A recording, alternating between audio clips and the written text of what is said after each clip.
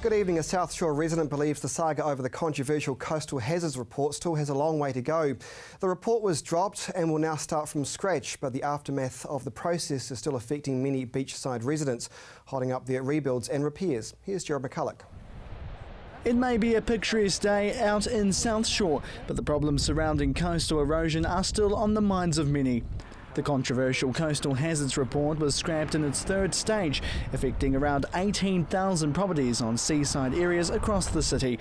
Central government has stepped in to halt the process, wanting the issue to go through the council's normal plan review process. Although a win for many, one resident says there's still a long way to go.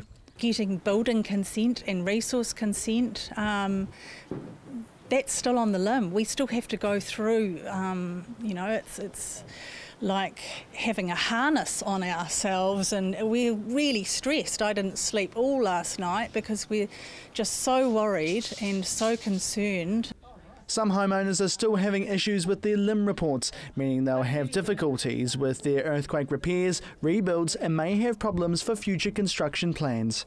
It's been really our biggest concern about how that affects us all and what those ramifications are, which we still all have yet to find out. Kapiti, the residents had it put on their limbs and they were successful. They legally challenged it and had it removed.